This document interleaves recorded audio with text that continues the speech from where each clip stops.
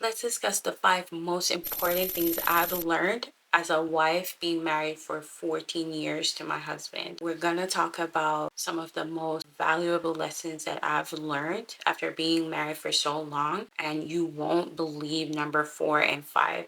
So if you're interested in learning and growing from my mistakes, stick around because I'm about to tell you everything. So the number one thing that I've learned after being married for 13 years, you need God in the center of your marriage. If God's not in it, it's going to be a circus. It's going to get crazy.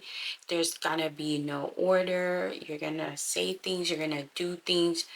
God in the midst helps you to have that love and that respect. It's like you're constantly aware of this third person in your marriage. And if you love God and if you honor God and you're seeking to grow your relationship with God, then you're going to be conscious of how you treat your spouse. You're going to be conscious of the things you say. You're going to be more respectful, or at least you're going to try. I started out, it was very hard for me in terms of like I understood what was required of me as a wife. However, when we just got married, we weren't necessarily saved. I always considered myself a Christian. I grew up in the church, was saved, as a teen, but kind of strayed away a little bit. So until we got back, in real covenant with God and really committed our lives to God, we were just all over the place. We were messing up from left to right, just not doing the right things, not saying the right things, being really disrespectful and unloving to each other. So we weren't happy. We weren't we weren't feeling fulfilled. We knew we didn't want to separate. We didn't want to break up. We didn't want to divorce, but we didn't really know what to do or how to do it. So once we got God in the midst, we really started to, get back to that place. We started to find our way back to each other. It wasn't easy. What changed for me is when I stopped looking at my husband as the reason for the issues in our marriage, and I started to look at myself.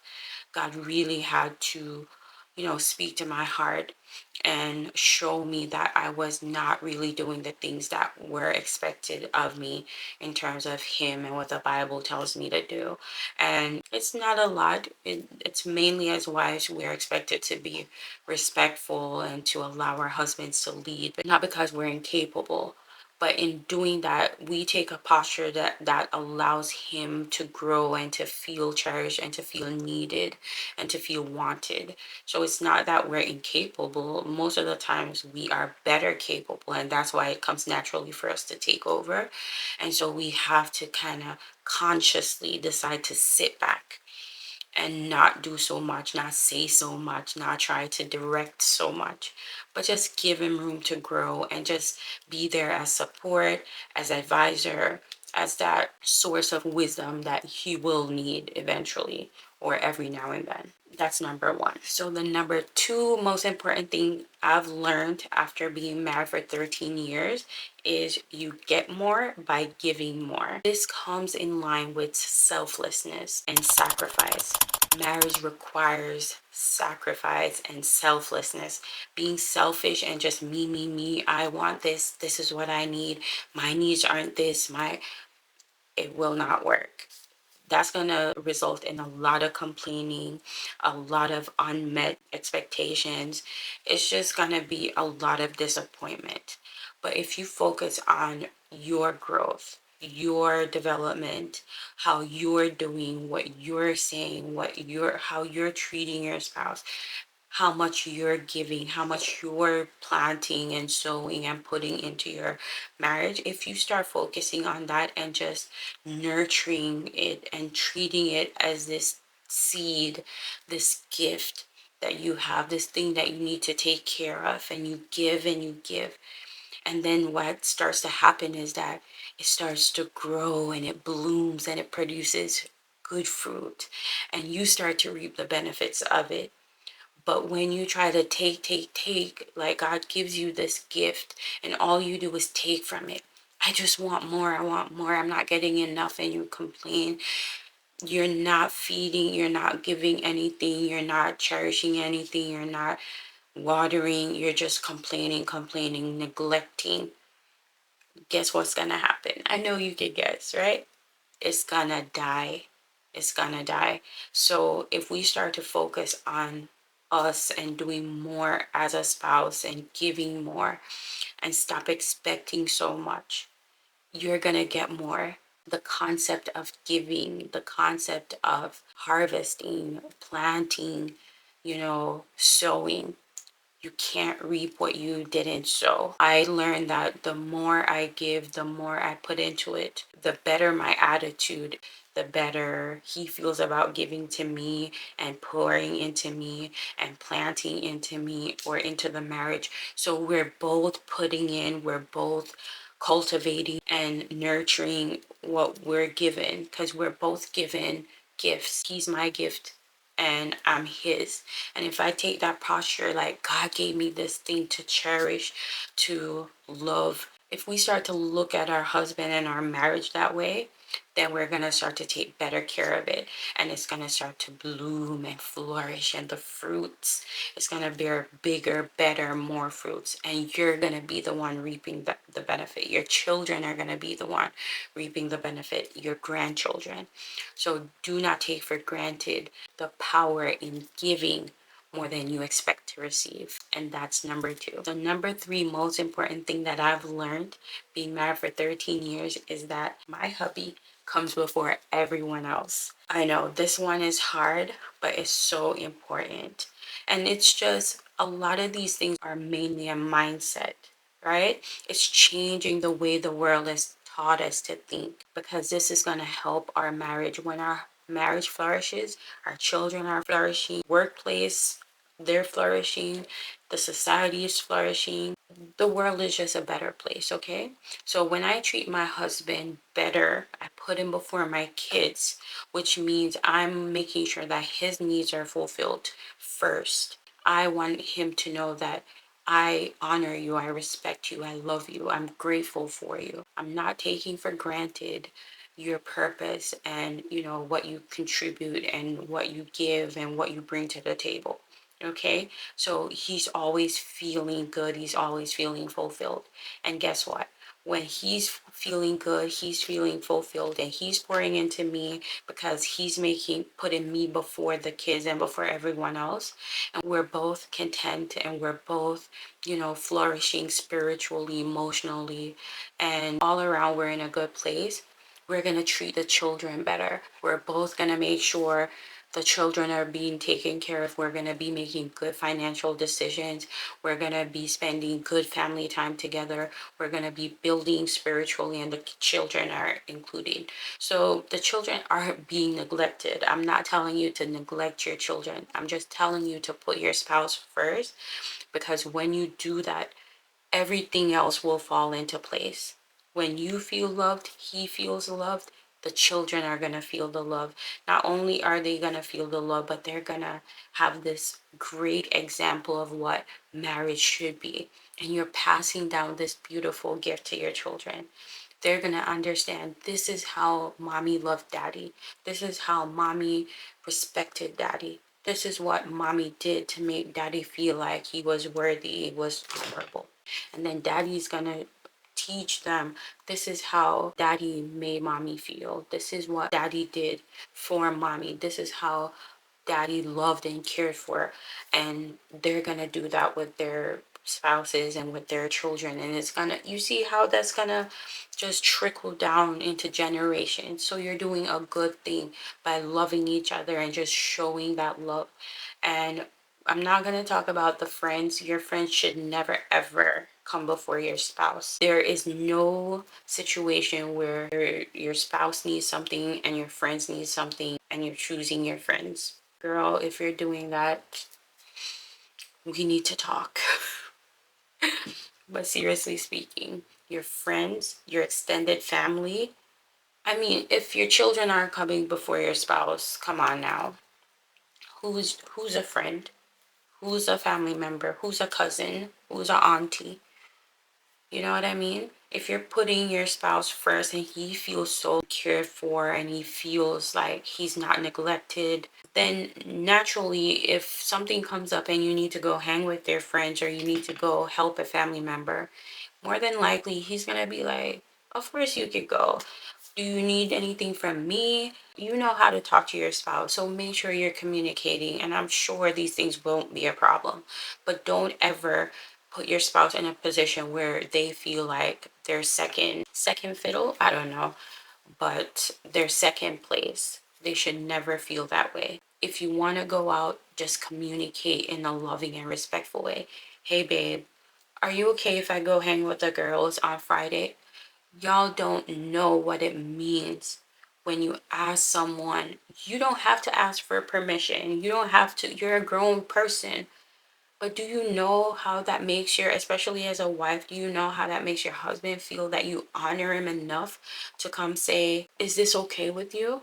You don't know. Simple things like this can change your world. It can have your man like giving you the world. So do not take for granted these little things, okay? So let me go on to number 4. So the number 4 most important lesson that I've learned being married for 13 years is that I'm always a part of the problem. As people, we tend to be naturally more self-centered or more selfish. It's hard for us to admit and to take accountability for our own actions. So it's not just in marriage, but in general. Sometimes we're in a situation and it's just so hard for us to see how we contributed to the problem. Sometimes you didn't cause the problem. You didn't do anything wrong initially, but how did you react? What did you say in response? Sometimes that can determine the trajectory of the issue. Like, are we gonna move towards a solution or is it gonna escalate?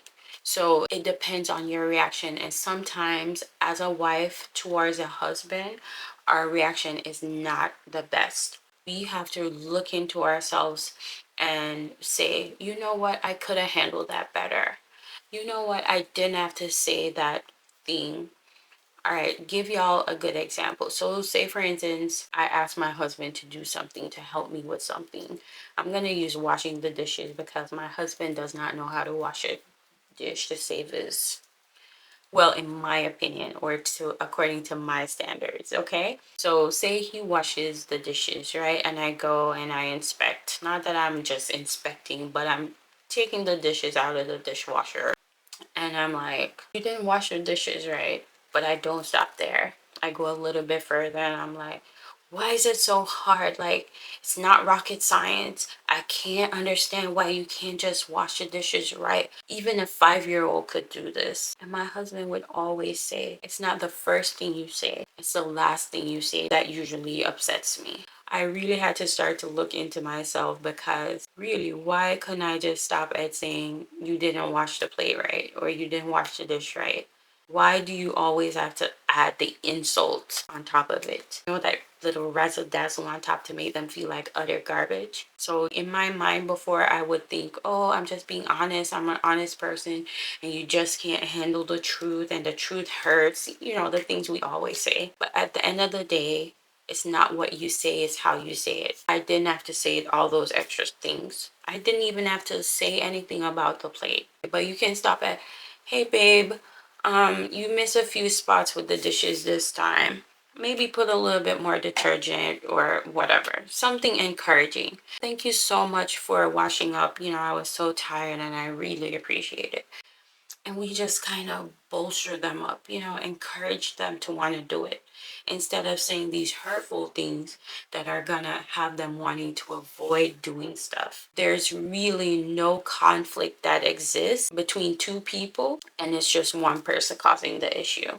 It takes two to tango. It takes two to fight, two to wrestle, two to box. It's two. It's both of y'all. So sit down, really think about it, discuss it with your spouse if you need to, and figure out, how am I contributing to the problem? Am I saying something? Am I doing something? Maybe you're giving the silent treatment.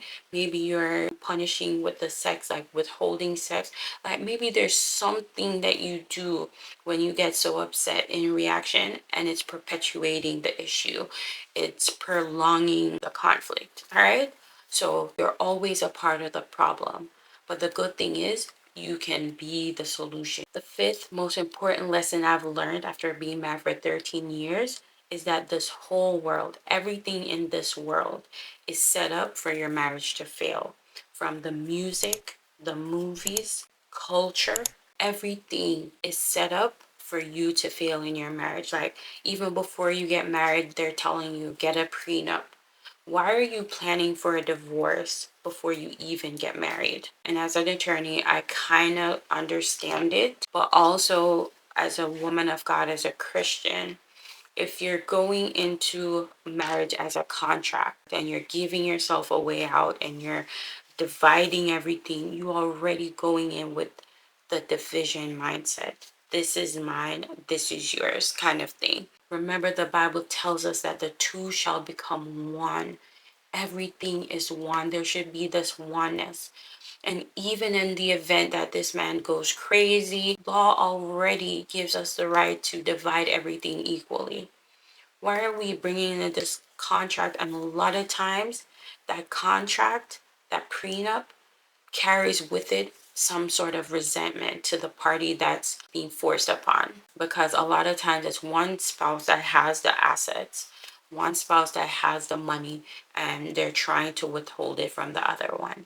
So there's already that resentment that comes in when you force someone to enter into a contract, when all they want is love, when all they want is to feel like you care about them, you love them, and then, ooh, sign this contract to make sure that even after you give me half your life, you give me all this love, you give me everything, you're still limited to what you get to take in the event that we separate. That's the world we live in. It's set up for us to fail. The other thing is like the music.